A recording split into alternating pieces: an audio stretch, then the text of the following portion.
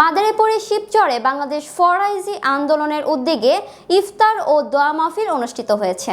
শুক্রবার বিকেলে শিবচর উপজেলা ঐতিহাসিক বাহাদুরপুর ময়দানে বাংলাদেশ ফরাইজি আন্দোলনের উদ্যোগে ইফতার ও দোয়া মাহফিল অনুষ্ঠিত হয়। উক্ত ইফতার ও দোয়া মাহফিলে সভাপতিত্ব করেন বাংলাদেশ ফরাইজি আন্দোলনের সভাপতি আলহাজ হযরত মাওলানা আব্দুল্লাহ মোহাম্মদ হাসান পীর সাহেব বাহাদুরপুর। এই সময় বিভিন্ন রাজনৈতিক দলের নেতৃবৃন্দ, বিভিন্ন পেশাজীবী ও সমাজের নানা শ্রেণীর পেশার মানুষ ও দূর দূরান্ত থেকে মুসল্লিবৃন্দ উপস্থিত ছিলেন। ইফতারের আগে দেশ, জাতি ও মুসলিম উম্মার কল্যাণ কামনা করে বিশেষ দোয়া অনুষ্ঠিত হয়। ঈদের 10-12 দিন পরে মাদ্রাসা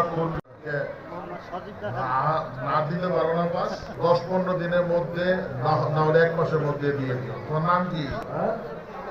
5,000 কে দিয়ে দেবো। 10,000 কথা বলো কথা।